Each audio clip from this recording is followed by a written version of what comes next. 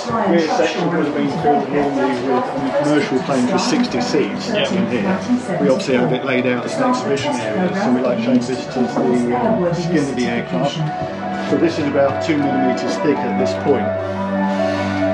Wasn't it? And you're at 60,000 feet. Yeah. In fact, we use about the thickness of this, and you see fear go across this design. But because of the friction between the air and the skin of the aircraft, obviously Concorde got very hot, and at this point it would get up to about 91 degrees C. So we say hot enough to fry an egg on the outside. But the hottest spot was right on the tip of the nose. It would get up to about 127 degrees. And that was actually the limiting factor on how fast they would fly the plane, because that had a direct effect on the lifetime of the airframe. So that was roughly around Mach 2, but it could have flown a bit faster than Mach 2, but they always kept that temperature at 127 or below, just to maintain the life of the airframe. So that 127 was the indicator that the rest of the airframe was getting too hot, not just, it wasn't something specific to that.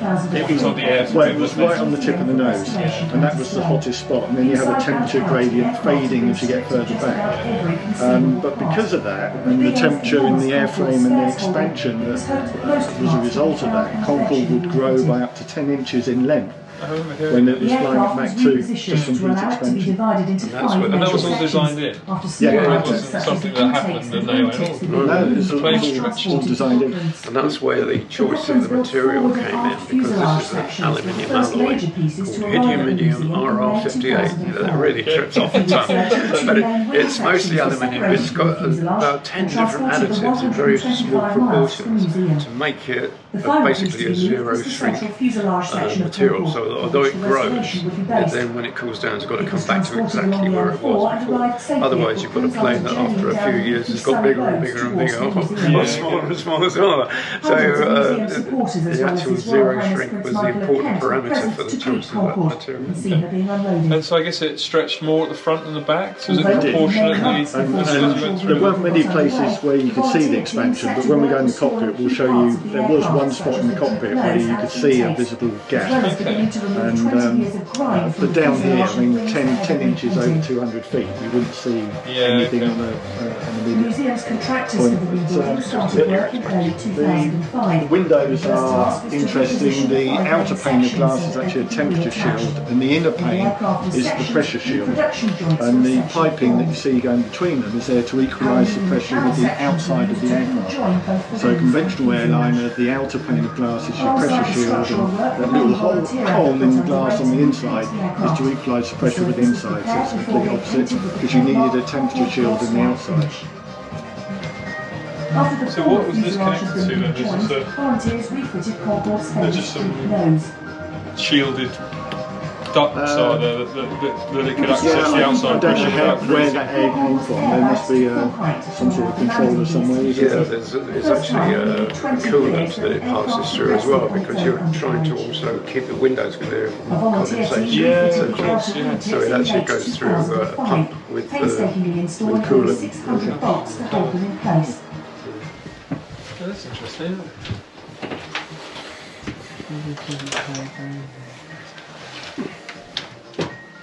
Why didn't more airlines take the options up?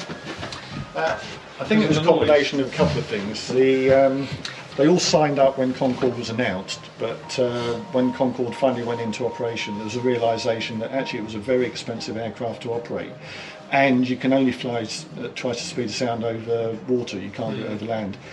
So whilst all these airlines had routes that went over water, they thought, well, if they're limited to that, it was a very expensive aircraft to go with, so they all cancelled.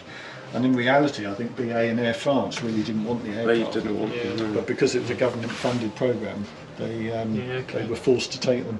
The other thing that forced the cancellation was it looked at that time as though Concorde was going to be refused permission to operate into New York, which is what all these people wanted it for. So I think TWA was the first to cancel, and then like dominoes, they just went one after the other.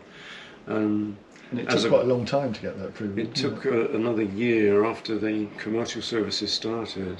First of all, we got permission to go into Washington, into Washington. That wasn't too bad, but New York was the last stumbling point. It went to a massive court case, and Concorde won the day. Too late for all of these guys who'd assumed it was going to fail. And, Concorde actually went through a whole series of noise tests for takeoff, particularly. And was able to take particular measures to minimise the noise impact. And then the conventional aircraft, we like to call them that, were forced to follow the same thing in order to reduce their noise impact.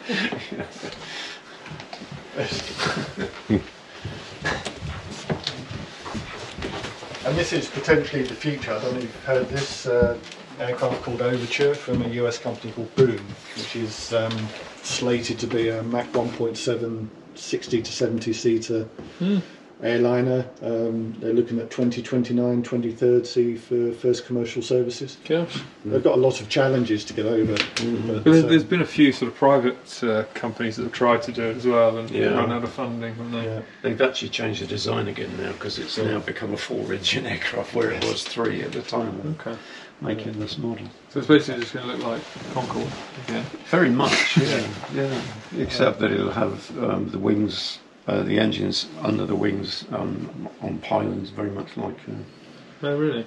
Almost like a kind of 707 type appearance, where ours are together. Well, not together in the middle, but that was one of the problems the Russians got wrong. They got certainly on the first 2 aircraft, they got their engines really almost on the centre line, and.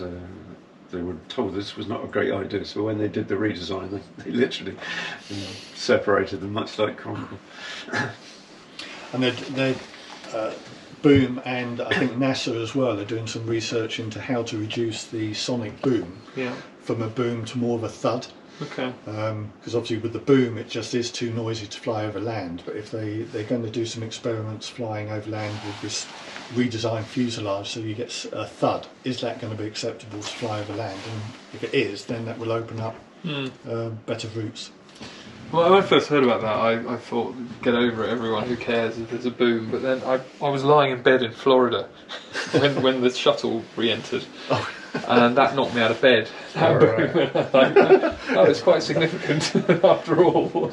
But it's very interesting. When the Americans were trying to develop their aircraft, the Boeing 707, they carried out tests in the US by using military aircraft to make sonic booms on specific areas of the population just to see what the impact of it was. And they used to publish a schedule of when these flights were going to take place ahead of time. Sometimes, either for weather reasons or technical reasons, the flight got cancelled, but the complaints still came in. My chickens have stopped laying, I've got cracked windows, all this kind of stuff. You know? We have the same issue at Goodwood, actually. The people don't like the noise of aeroplanes, having walked near a house next to an airport. And a lady rang up once and said, I want to complain about this aeroplane sort of flying too low over my house this morning. And the guy in the tower was like, Madam, the weather's so bad, no one's actually flown today. She said, I'm ever so sorry, it's my turn to complain. This is just a little display of different seating from different periods of service. Okay. So this is how it would have been laid out in the these 1980s, aren't they, these seats? 1990s. 1990s, sorry, 1990s. So, for today's standards, these are analogous to like a premium economy seat. Yeah. But these were all first-class supersonic seats, same class all the way through the aircraft. Sorry? Got loads of legroom. Yeah, loads of legroom.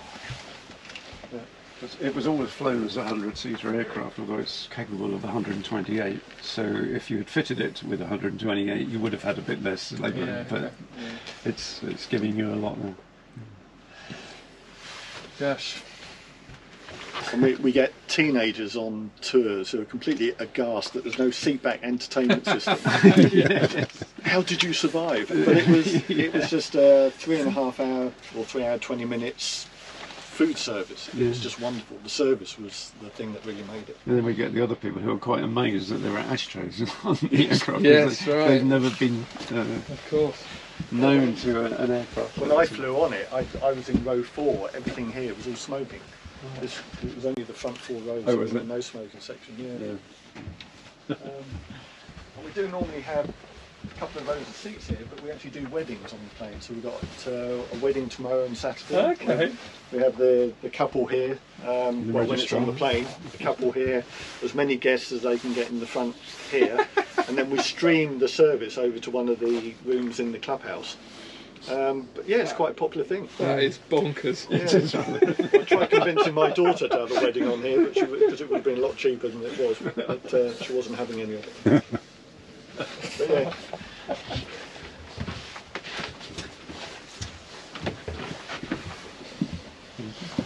So there. Your office. Oh wow! Mine is. Yeah, do watch your heads because the pointy bits are quite sharp. You just work your way round to the right, and I'll just pull the captain's seat back for you. Yeah, just stand there for a second. Pretty space shuttle-esque, isn't it? It is rather, yeah. Cool. But a lot of it is very similar to other airlines of the same kind of vintage. There's a few interesting things which are different, which need to be pointed out. The mark meter goes up to 2.5, for instance, which you won't find on anything else. This is telling the captain where the centre of gravity of the aircraft is. Okay. Because that's constantly being adjusted by the flight engineer because of the way the centre of lift moves backwards. And that's done with fuel? That's pumping, done by guess, pumping fuel between tanks 9, 10 and 11 down the centre line, obviously, of the aircraft. Moves the centre of gravity by about 2 metres, so it's quite significant. Yeah. A lot of the rest of it looks very similar. These were the ones I was working on in 1967-68. The rev counters, it's a twin spool engine, so you've got low pressure and high pressure rev counters. This controls the visor and the droop nose of the aircraft. It's in the high speed flight position at the moment, so the visor's fully up. Obviously the nose is also fully up. So this is your pressure bulkhead here. This is a normal windscreen. The rest of it forward of that is unpressurised.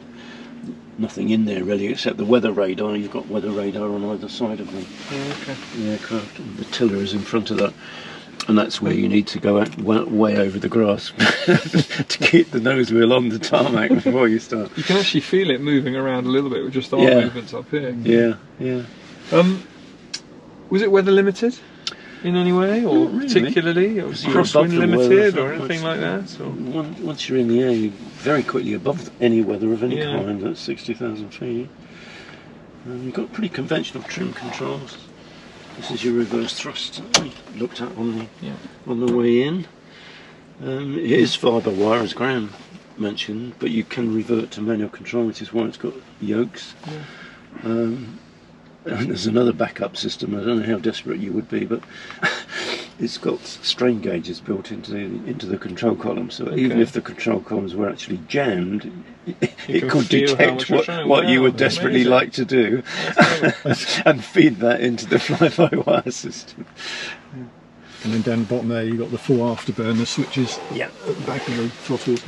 Yeah, very cool. This is the master alarm panel up here, which reflects a lot of the alarms which come up on the flight engineer's panel over here, but it only gives you the ones that you really want to take a notice of. You can switch most of them off for takeoff, so it only leaves the desperation of the ones that come up. Where's the nose temperature dial? I know where it is in the simulator, but I never found it in here. What was that? There was an instrument that showed you the temperature of the tip of the nose. I know. In the simulator, it's down in this area. Oh right. I haven't seen it on here. Okay. So, did the pilots like the aeroplane? I mean, I'm sure they loved the kudos of flying it, but was it a nice aeroplane to fly? everybody says so, don't they? Yeah, They all say how easy it was to fly, and they loved it. Doesn't look easy. No, it doesn't. Well, it's interesting. We get quite a few current commercial pilots on our tours, and they take one look in here and go, "How the hell do you fly this?" Yeah. It is one of the most complex cockpits in the airliner category. He's no longer with us, but we had a former Concorde captain, and people used to look in here and say, "What does all that do?" And he would keep a very straight face, and he would say, most of it doesn't do anything really. We just keep it to preserve the mystique, and then he would carry on talking about something else without cracking a smile. It was really funny. So how does it? So it doesn't have an elevator, or it doesn't have a tailplane of sorts. No. Does it? So it has, is it elevons? Elevons, yeah. Oh, okay. Yeah, it's a cross between elevators and. It's got rudder pedals, but you don't use them in flight, so you don't need to coordinate the turns. It does that for you. Because it has a yaw damper, I guess. Right? Yeah, you've got toe brakes on the top of the pedals there, and you've got the reverse thrust, obviously, to supplement that. You've got 4 greens instead of 3 because of that extra little wheel underneath the tail at the back there. Amazing. And you've obviously got the usual cluster of fundamental flying instruments: artificial horizon, airspeed, altitude, rate of change of altitude, compass, standby compass, just a normal little cluster. All of that. Gosh. So the takeoff speed's about 250 miles an hour. Cruising speed at altitude is 1350, so you've got almost a 6-to-1 ratio. And landing distance required, roughly? No, really, about Big old airfields, I suppose. 7,000-8,000 feet. Yeah, something like that. Not being a Concorde pilot. That's not too bad. Not sure, no.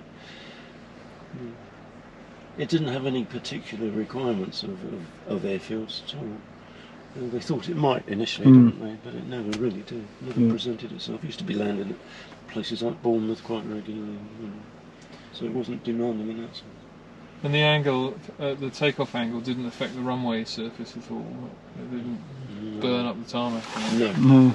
Because it moved past it so quickly. Not at all. Very cool. Pop over to A little the bit frightening as simulator. well. could you Yeah, go- that'd be great.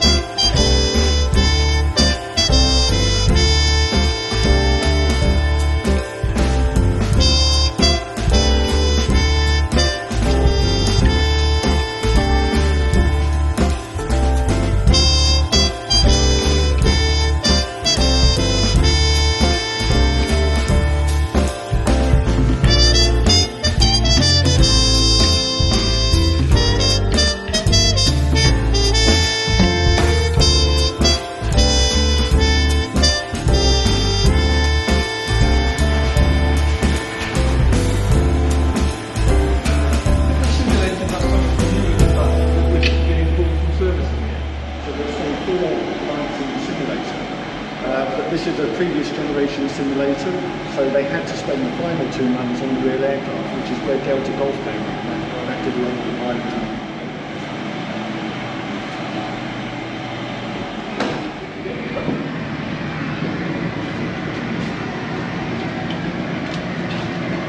Brilliant. So we've got the flight engineers back there again. Yeah, obviously the full cockpit. It's just doing the demo at the moment. Captain sits over there, and one of us, the simulator engineer, will be here selecting locations and briefing the aircraft, handling anything that might go wrong. Oh, it's in demo mode, but I don't know if you want to sit in the seat and just get an impression of the Yeah, I'd motion. love to.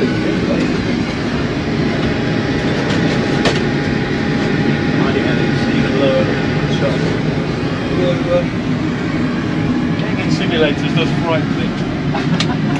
Sit down, I'll push it forward. Normally it means 4 hours in hell. Lift your feet up on the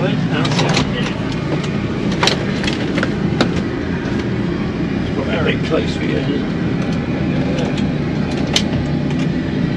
Find the rudder pedals on.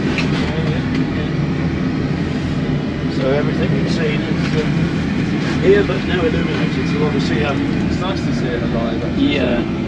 The instruments are not functioning at the moment because it's only in demo mode. But once it's in full flying mode, all of those instruments work, and all the throttle inputs, all those thrust, all of this is actually functioning. it gives people a really close flying a Concorde experience.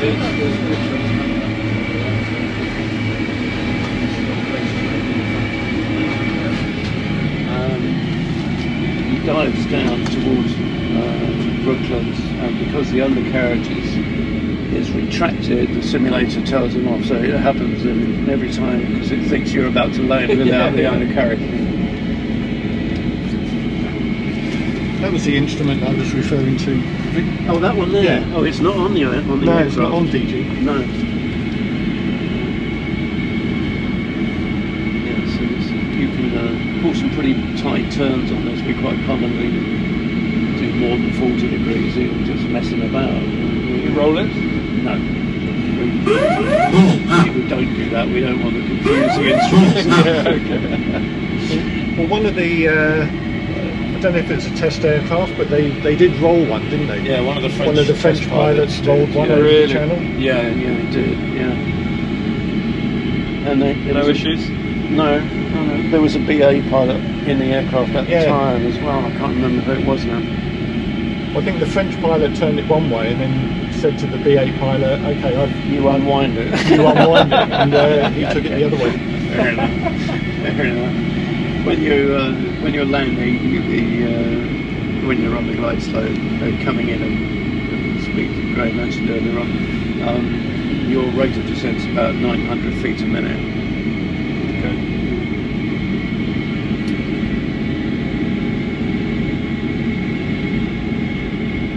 So there's the shard over there. So we're heading back towards. Which ironically wasn't there when Concorde was flying. No. This is an unusual approach to Heathrow. It's more like a fighter pilot approach. He comes in on a very late turn-in. You're familiar with this, Matt? Yeah, you're looking down the runway rather than trying to look round the nose, and that's exactly what Gordon did here to put this together. Yeah.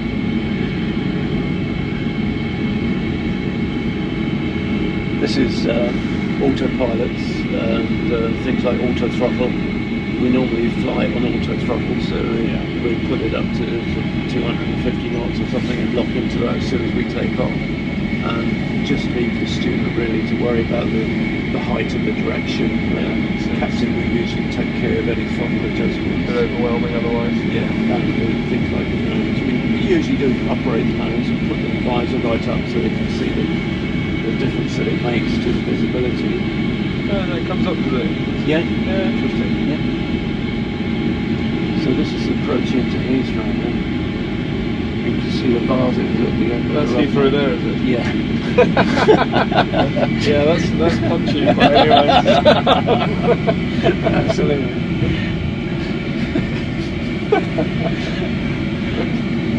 There he is. So he gets the height right, and then he drifts a bit high on the landing, and so I'll let him off that. You know what system you use for the simulation? Is it the original system that you used? No, it was originally on kind of industrial grade computers, bespoke software.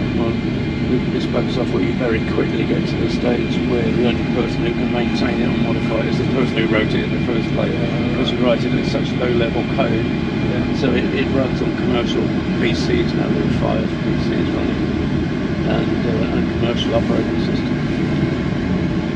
You see the bars now red and white. Lights down here in front of us. Yeah. You see the angle we're coming into this runway at, instead of flying at it from 12 miles out. That's really India right on the junction. It's just a bit higher because we've got 4 lights.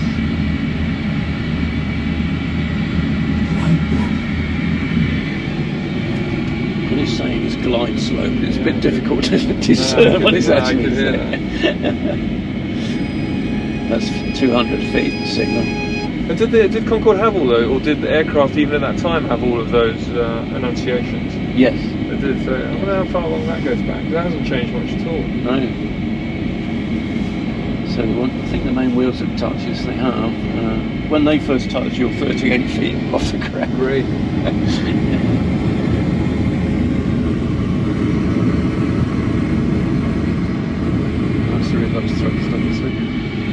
Wow, Wow, that was a short field landing. I see the rest of everyone does that.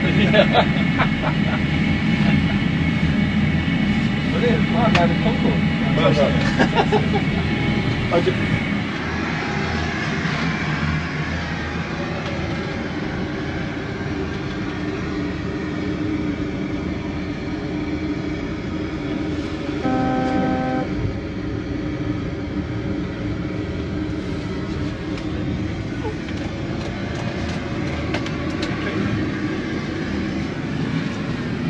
Very cool.